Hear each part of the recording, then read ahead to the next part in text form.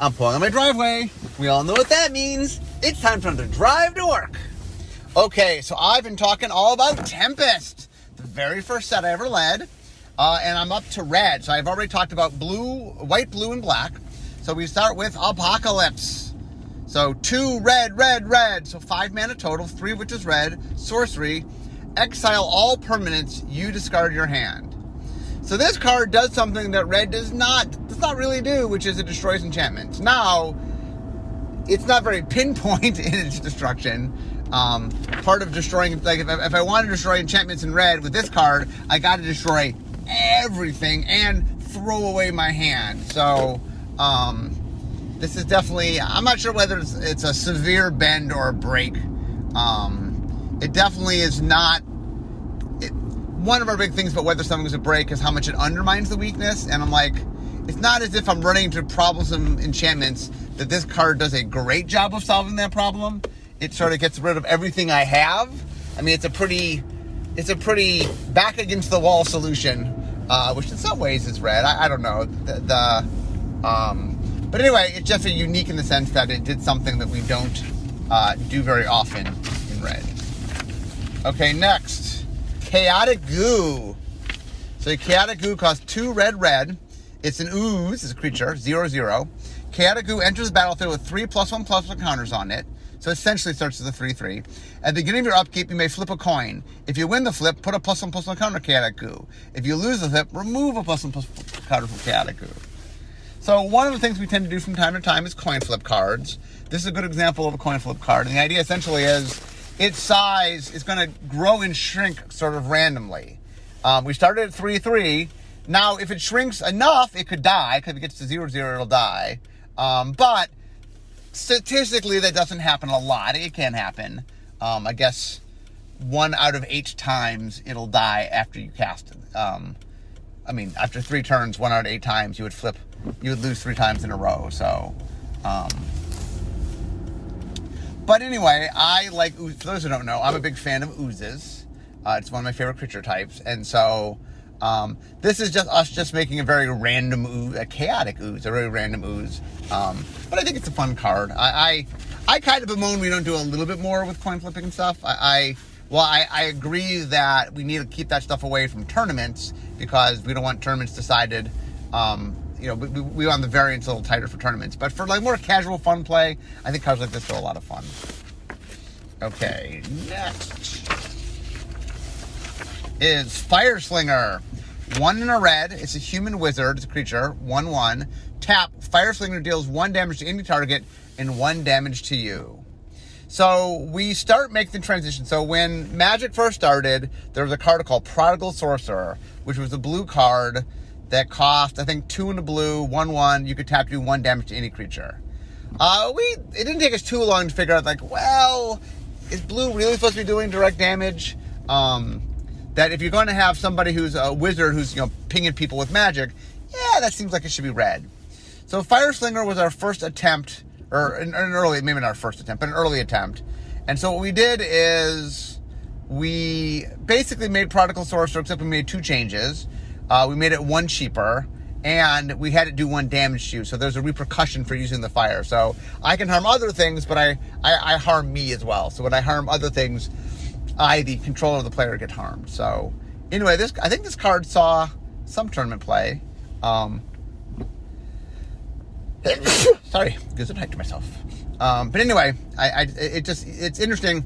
One of the things you go back and look at the history of Magic is, I think Richard made a lot of cards in Alpha that were sort of just top-down flavored. And as we started sort of consolidating the color pie a little bit, making it more a little cohesive, and a lot of the decisions made in early Magic were made on a case-by-case basis where, let's just make decisions about this card in a vacuum. And what we found was, while each card was very flavorful, it had a problem where the systems weren't consistent. So like with the color pie, for example, we cleaned up a little bit saying, okay, well, these colors do this, that color doesn't do this. And so this is like the shift over to red sort of being pinging things. Is more of a red thing than a blue thing. Okay, next, Furnace of Wrath. 1 red, red, red. So 4 mana total, 3 which is red. You'll notice, by the way, that we were much more willing back in the day to put a lot of colored mana symbols on stuff. We are more, not that we don't do it these days, but we're more hesitant about it. So it's an enchantment. If a source would deal damage to a permanent or player, it deals double that damage to that permanent or player instead. Who could have made this card? It doubles all damage. So for those who don't know, I love doubling things. I don't know why I love doubling things. It is fun. So anyway, this was me saying, like, if you look at the history of me making a lot of cards, I just keep going, what else could we double? And this was very early on. It's the first set where I really designed for. I mean, I filled some holes before Tempest, but the first set that I really was designing for. And so I got to do all the things I'd always wanted to do. And one of them was, let's double damage. This card was, the playtest name for this card was Furnace of Wrath, much like the playtest name for Death Pits of Wrath. So Death Pits of Wrath. And those two cards and how cool they sounded encouraged Michael and I to name the Plane of Wrath, just because we like those card names. Goblin Bombardment, 1 in a red, enchantment. Sacrifice a creature. Goblin Bombardment deals 1 damage to any target. So the idea here is that you can use creatures as a resource to do direct damage. This card ended up being really strong, mostly because there's no mana cost to use it.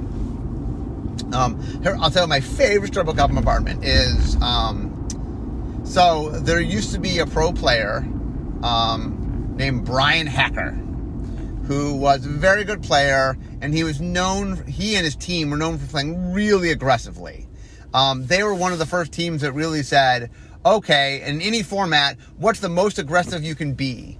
And they were the ones that started on the path of, what are the 1-drops, the 2-drops, how do I make a curve that's really, really small and it's uber aggressive from the get-go? And I remember I showed him Goblin Bombardment. Tempest was coming out, I think we were previewing cards, and I went to him before he'd ever seen the card before. Because back in those days, we previewed slower, it wasn't as, the website, the Magic website didn't really start in earnest till 2002, so a lot of the previews back then were done through a duelist.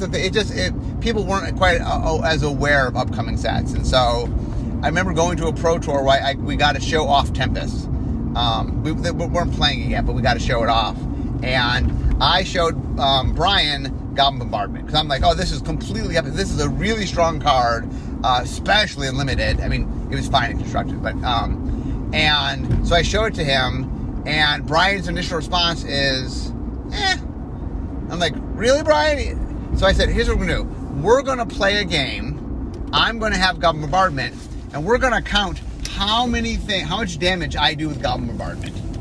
And I think I ended up doing 13 damage with it. And at the end of the game, Brian said, okay, I think you might be right. So anyway, the Goblin Bombardment and a card called Forbid, which whatever set Forbid's in, I have a similar story with John Finkel and the card Forbid. Those are my two stories where I went to an iconic pro player that's known for a certain style of play, showed them a card that would go on to be like a staple of that style of play, and have them go, I don't know, and me go, no, it's good. Okay, next, Hand to Hand. 2 in a red, enchantment. During combat, players can cast instant spells or activate abilities that aren't mana abilities. So here's an interesting, this is a good example of a card where I designed the card to be, hey, just fight. Don't mess with the fight. Don't giant growth. It's like, you're going to fight and we're just going to, the bigger guy's going to win. But how this card ended up getting used is, by the way it's worded, back then, Circle Protection Red was a big problem for Red, and it's activated during combat to prevent the damage. So the way Hand to Hand worked was, it prevented the activation of Circle's Protection. So, it ended up being this answer to Circle Protection Red, which is kind of funny because,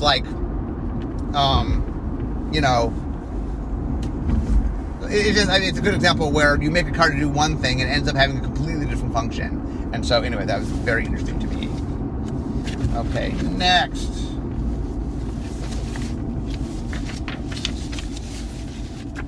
Jackal Pup. Costs a single red mana. It's a 2/1, a jackal, it's a creature. Whenever Jackal Pup is dealt damage, it deals that much damage to you. So the idea was, it was a 2/1 for a single red mana. At this point, only white had that. White had Savannah Lions. Green had had some 2-1s for green, but then they had some drawback.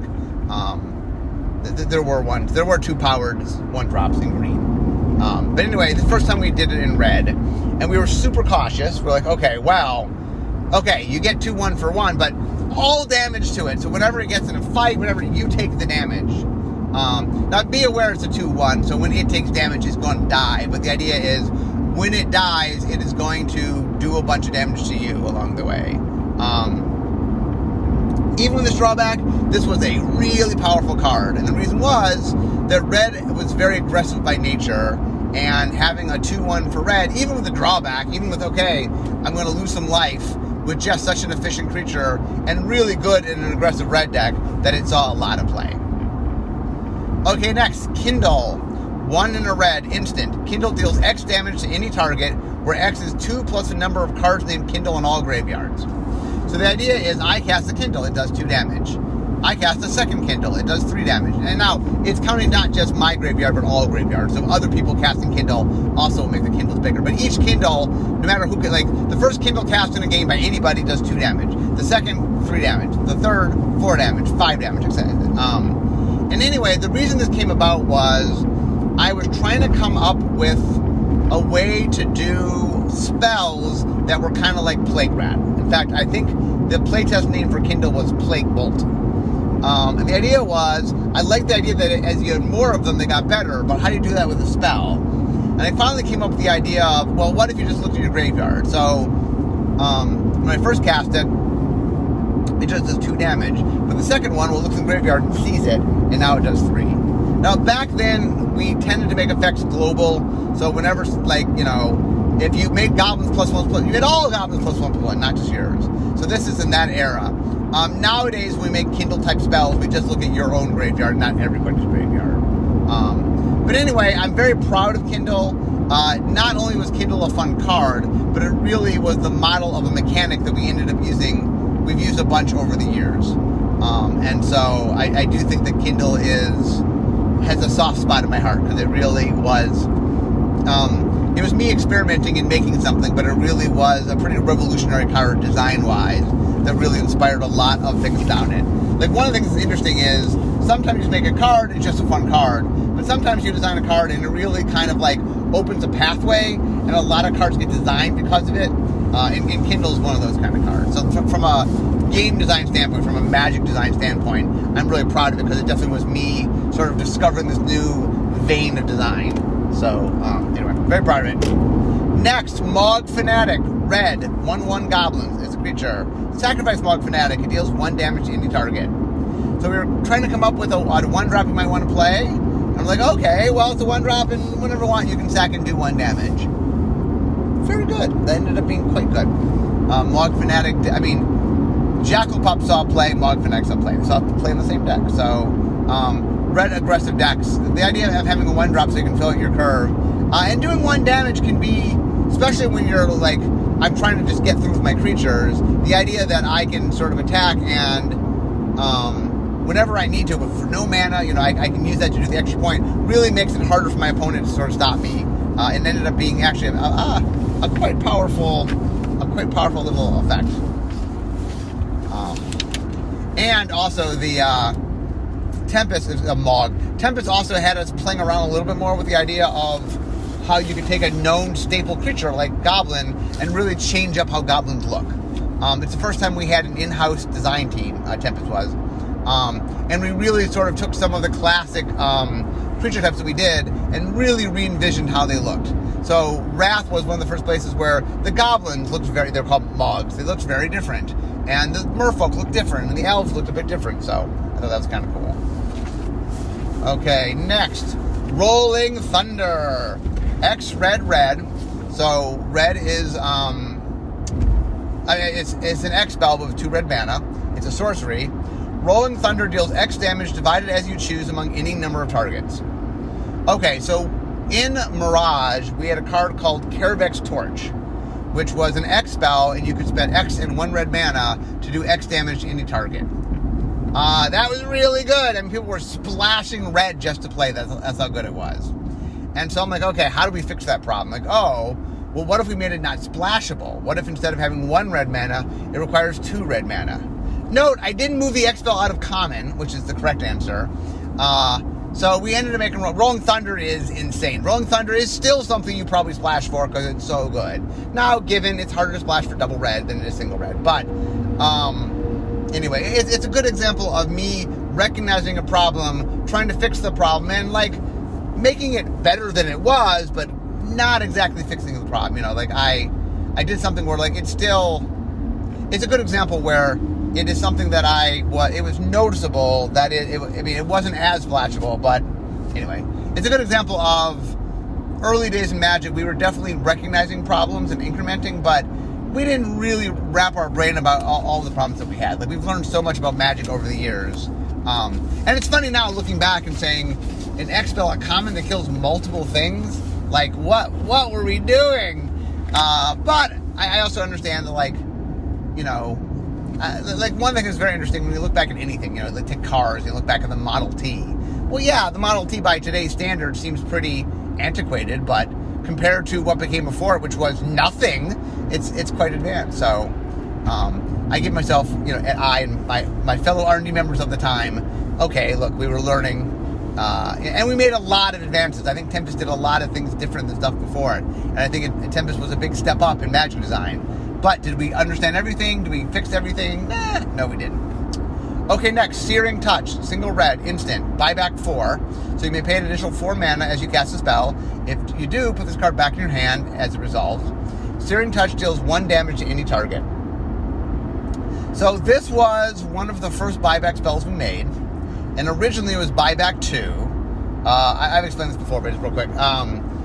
When we were trying to figure out buyback, we were like, oh, well, buyback is like getting a card. So normally, if we were going to add mana, to like take an effect and make it a cantrip, we would add 2 mana to it. Like Counterspell is blue, but Dismiss is 2 blue. So we're like, oh, it's kind of like getting an extra card. Okay, we'll just cost it like it's a cantrip. The problem is, A, it's not just 1 extra card. I mean, every time you're casting it, you're getting another card. And B, it's not a random card. 40% of the time, it's not land. It is always the same card that you know what it is, which has some effectiveness to it. So, Searing Touch ended up being pretty good. But it's funny how we kept adding mana to it. I mean, I think, if I remember correctly, it cost 2 mana, then it cost 3 mana, then it cost 4 mana, then I think for briefly it cost 5 mana, and then we're like, wah! And we put it back to 4 mana. I'm not sure whether 4 mana was correct. Buyback in general was pretty strong. Okay, next, Stark of Wrath. So Stark of Wrath costs 1 red. He's a 2/2 human rogue. He's a legendary creature. Tap, destroy target artifact or creature. That permanent gains control of Stark of Wrath. And this effect lasts indefinitely. So when I destroy something, I can destroy a creature or an artifact. Then my opponent gets it. Okay, so for those that don't know, Stark, in the Weatherlight Saga, Sisay, the captain of the Weatherlight, gets kidnapped by Volrath. And Volrath also captured Stark's daughter, a woman named Takara. And Stark is the kind of person that he's an opportunist. He works for whoever he needs to. And so what happened was, Stark is upset with Volrath because he kidnapped his daughter, but he has no way to rescue his daughter. So what he does is he goes and finds Gerard, because he knows that Gerard, through means, he knows that Gerard used to be on the Weatherlight, and he wants Gerard's help. And he says, "Look, Sisay's been captured. I think what happens is, well, Sisay gets captured. The Weatherlight crew comes to get Gerard, because they need his help going to get Sisay. And then, through means, Gerard figures out that Stark might have information for them. I think that's how it happens. And anyway, they find Stark. Stark's about to be killed by a guy named Meraxus. They stop Meraxus. And by stop it, I mean they are saving Stark, and then when no one's looking, Stark stabs Meraxus in the back. A little symbol that Stark's not super trustworthy. Anyway, Stark says to them, if you help me rescue my daughter, I will give you information of how to, I know how to get into the castle. I used to live there. You bring me along, I'll help get you there. Because one of the problems they had early on was Sissay was captured, but they didn't know where. Where was she? Okay, somebody kidnapped Sissay. Where's Sissay? So Stark was the one that said, okay, you need to go to the Planet of Wrath. You need to, go to Volrath's stronghold. So they bring Stark along, but Stark is very untrustworthy. And they kind of know he's untrustworthy. So this card is supposed to represent the idea that he'll work for whoever he needs to work for. So, he's your creature, you cast him, but once you use him, now he's working for somebody else. Now this card is a little outdated in that we no longer let red do straight up creature destruction. Red does direct damage, and so we don't have to red doesn't destroy target creature anymore. It deals damage to creatures, and obviously that means it's easier to kill smaller things for red than bigger things. But the other thing that's interesting is that I think philosophically, if you look at Stark the character, Stark maybe is a little more mono black than he's mono red. He's super selfish and is always looking out for himself. Although I guess the reason maybe we made him red is he is taking great lengths for his daughter. But anyway, the character in my mind probably should have been black and not red, looking back on it. I think we had a bunch of black characters and we didn't have a lot of red characters. And so, maybe the truth is this character's a black-red character and we didn't have a lot of multicolor cards. But anyway, we wanted to have, he was technically a member of the crew, at least at the time. And so we wanted to start representing him. What ends up happening to Stark, for those who don't know the story, is he ends up getting killed in Mercadia by a Volrath in disguise. Volrath's a shapeshifter, and so Volrath kills Stark. That was supposed to be a giant murder mystery, and we were going to plan clues all throughout the set, and it was going to be a big puzzle for the players to figure out who killed Stark. And the answer was Takara, but Takara secretly is Volrath in disguise. So Volrath was the real answer. Anyway, that didn't happen. Michael and I, for those who don't know the story, got let go from the story during Exodus.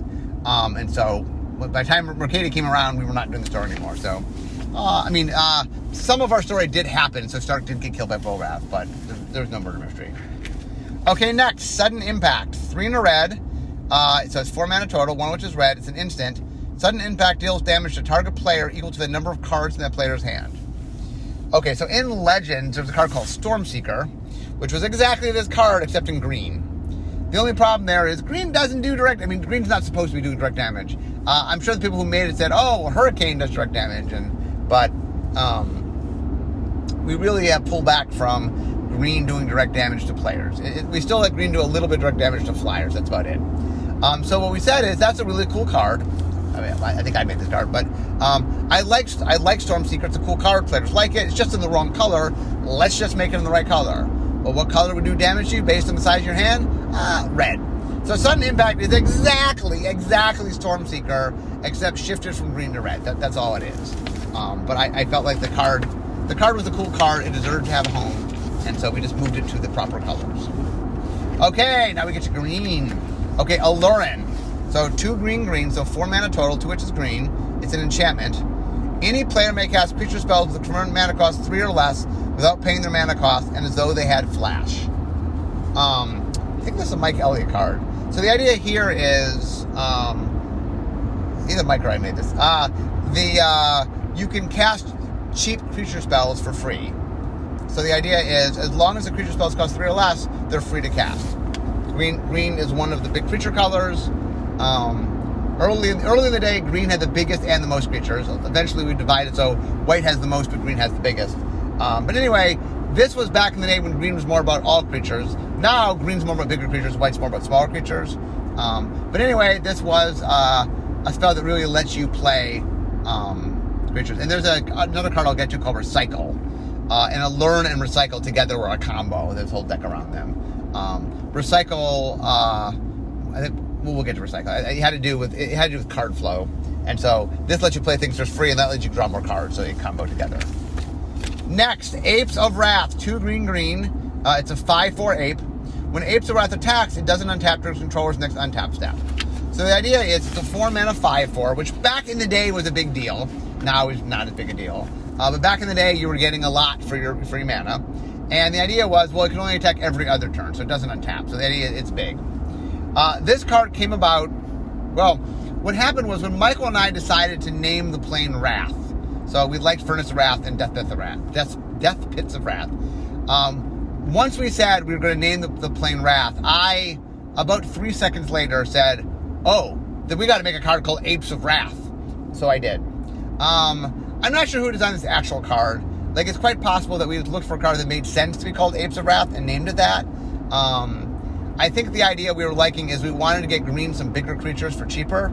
And we're just looking for drawbacks to do that. So this is us going, okay, I want to make a big green creature that's not too expensive.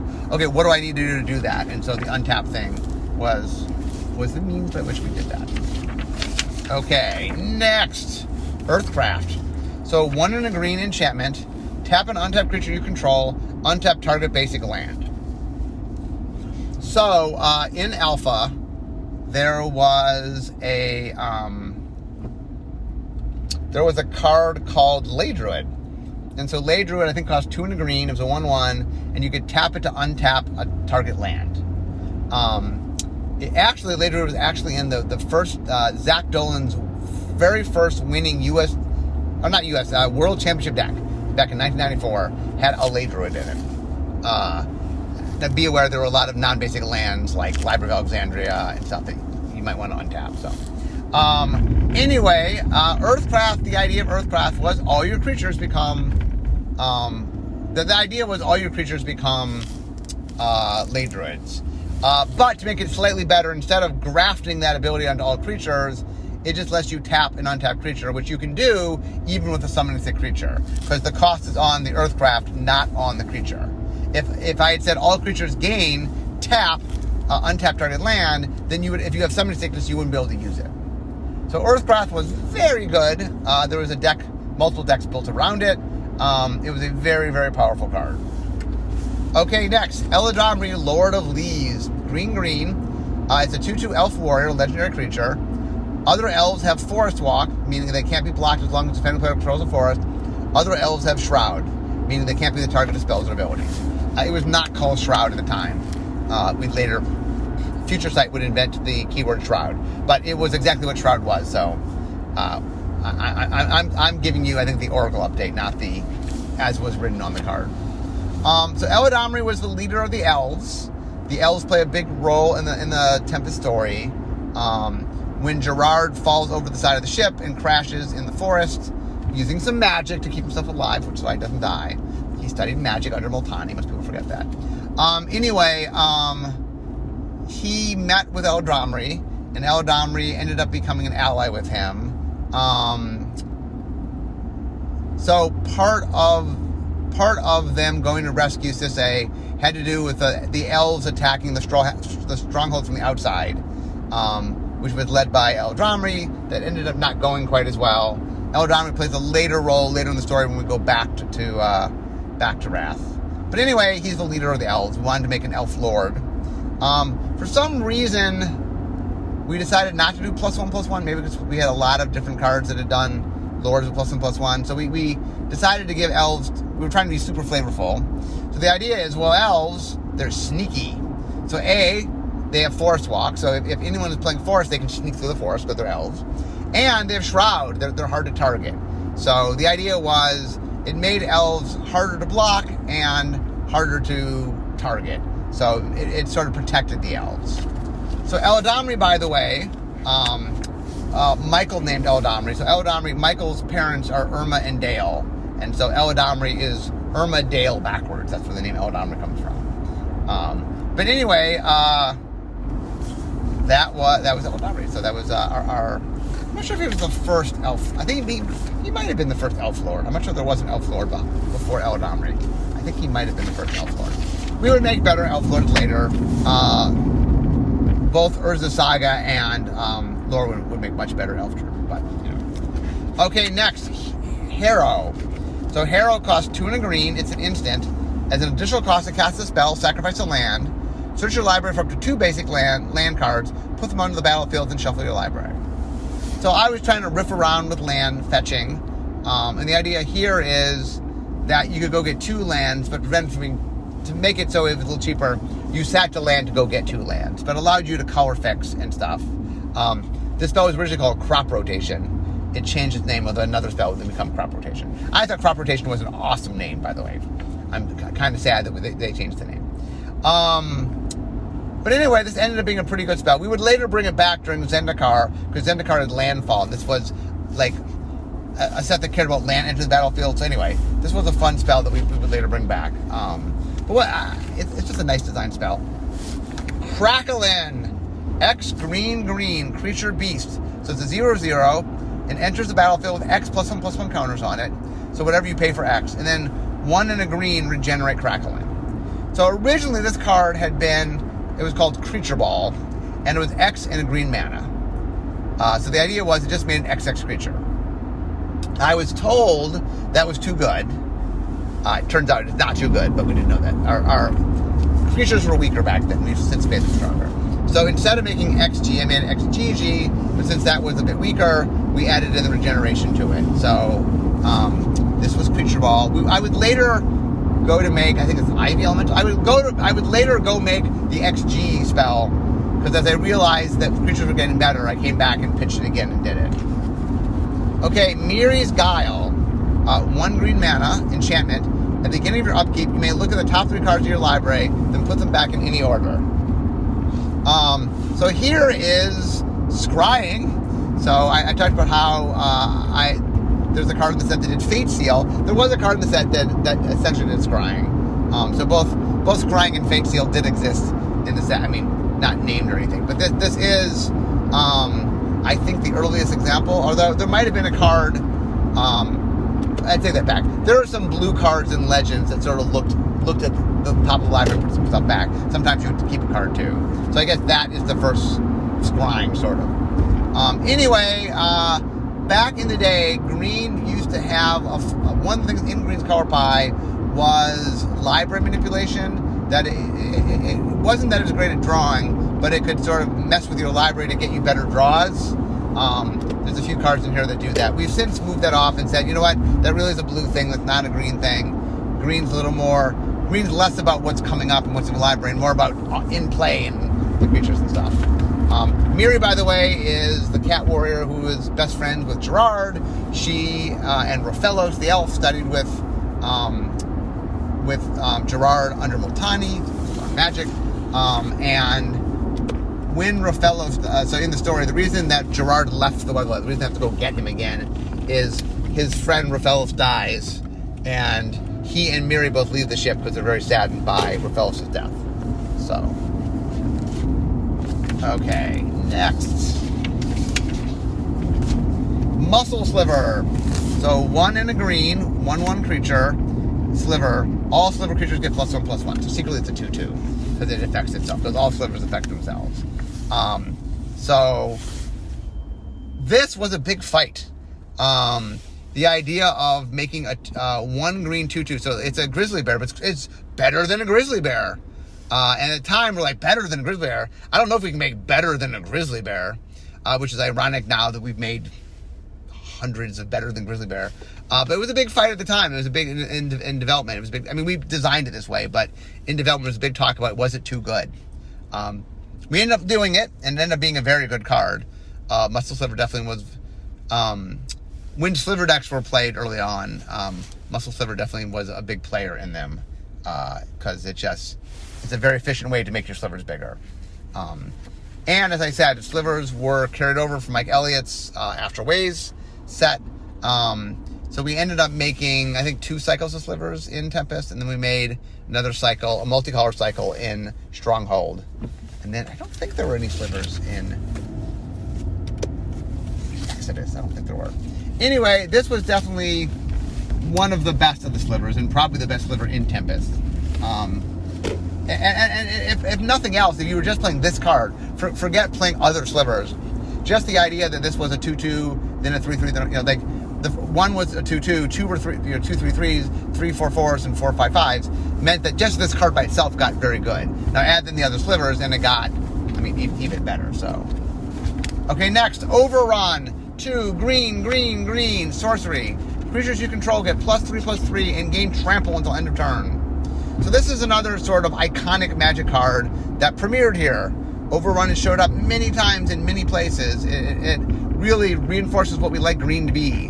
Green is all about winning with its creatures. And so the idea of get a lot of creatures out and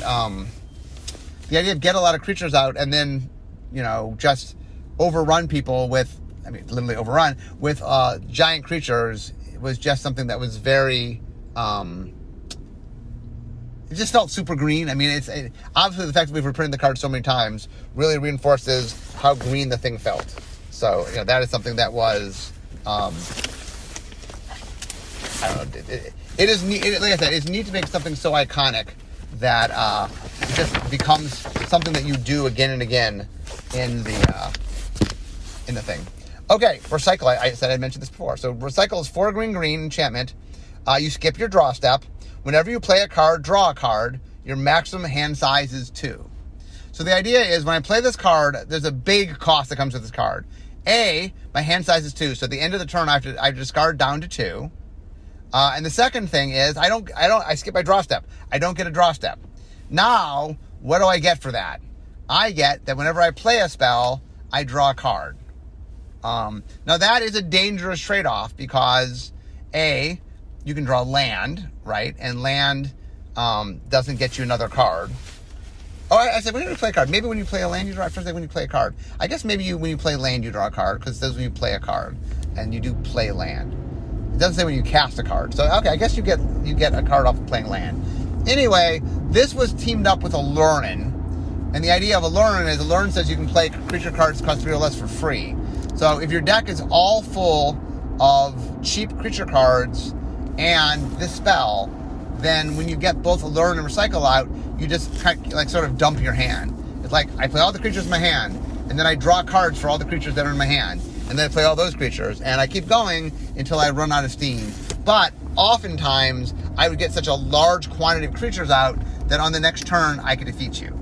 And depending on what you played, there's just a card called Concordant Crossroads, which was in Legends, that gave all creatures haste, for example. It's possible that Tempest and Legends, did they overlap? I'm not sure. I guess they didn't. But anyway, at least in larger formats, you can combo those two things together. They were very good. Okay, next, Rootwalla. 2 and a green for a 2/2. It was a lizard, this creature. So for 1 in green, it gets +2/+2 until end of turn, and you can activate the ability only once per turn. So the idea was it's a lizard that can blow itself up to make itself bigger, is the idea. So it's a 2/2 that can make itself a 4/4. The real idea of it is it is something that sort of has a built-in giant growth. It's a mini giant growth, but that was the idea of it. And this was a Mike Elliott card, I'm pretty sure. And so the idea was that it had a built-in giant growth, but you can only use it once. It couldn't become infinitely bigger. And the flavor of it was a lizard that could sort of blow up and expand to make itself bigger. The funny thing is, when Mike made this card, he named it Chuckwalla. Chuckwalla is an actual lizard that blows itself up. The artist who got the card didn't realize that Chuckwalla was an existing creature that existed in the world, and so he made up a sort of fantasy lizard. And so we ended up changing the name because it wasn't actually a Chuckwalla. A Chuckwalla is a certain kind of lizard, so we made a Rootwalla. And this is another card, kind of like Kindle, that really become a staple ability. Like the idea of I can activate once per turn to make myself bigger on green is something we do all the time in green now. So this definitely it was the first time we did it, but it's something that really inspired us to do a whole bunch of stuff. Okay, how am I doing? Okay, I have 2 more cards, and then I'll be done with green. And then next time we'll do gold and artifacts. Scragnoth, 4 and a green, creature, beast. This spell can't be countered. Protection from blue, 3/4. So this card was originally called Greased Weasel. So the idea was, I liked the idea that there was an answer to everything. And at the time, blue counterspell decks, permission decks as we called them, were really good. I just counter everything. Well, how do I stop a deck that just counters everything? And I'm like, okay, well, we should make something that really blue has trouble handling. So A, it's got protection from blue, so we can't target it. But the biggest problem with blue is that it counters things, right? So if I make a creature with protection from blue, well, if you just counter it, it never comes into play. So we did an ability we'd never done before, which is can't be countered. And originally it's funny, when it first got templated, it was a really lengthy, like, while on the stack, this can't be the target. And I finally just said, can we just say can't be targeted? And they got, okay, I guess we could. And so this is the first can't be targeted spell.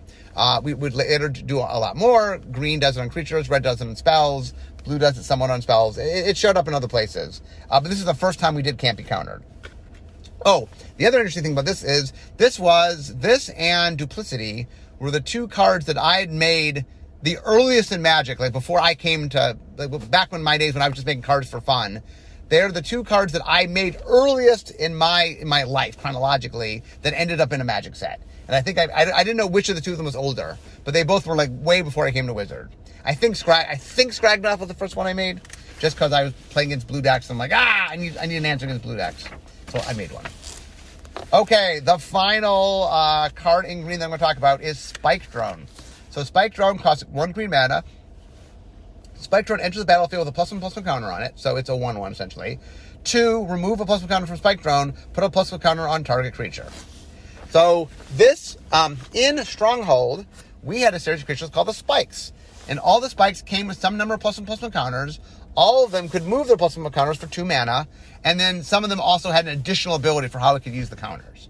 And the idea is, when you get a Spike out, you could make any other creature bigger, or you could share the counters between the Spikes, and they could use them in different ways. We decided, so I made the Spikes in Tempest design. We ended up pushing them back to be in Stronghold, but we made a teaser. We put a little teaser in. So we put the absolute simplest one, which is, a 1/1. That's all it did. It didn't do anything else. We put it in Tempest as a little teaser of things to come. So when they show up in Stronghold, it was a little teaser. So that, my friends, was Spike. So the Spike mechanic, so I made the Spike mechanic. I was very proud of the Spike mechanic. It's very board intensive, so it's something we haven't done a lot of since, but I did like the mechanic. It's also neat that you can use it with any creature, but the synergy it has with other Spikes is, if you put it on another Spike, the other Spike can still move it. And so moving between Spikes, like, there's a reason why you want to play extra Spikes with it, but it doesn't require you. So it has a tribal component that is, there's synergy there, but it's not required. So anyway, I thought that was pretty cool. Okay, guys, so I'm up through green. So next time, probably next time will be my last one. I will talk multicolor. I will talk artifacts. So anyway, I hope you guys are enjoying hearing all about Tempest. But anyway, I'm at work. So we all know that means it's the time to end. It's the end of my drive to, I messed that up. We all know that means it's the end of my drive to work. I also mess up the beginning lots. I just always re-record it. So for those that goes, you end up the ending all the time, but you never mess up the beginning. Anyway, guys, instead of talking magic, it's time for me to be making magic. So I'll see you next time. Bye-bye.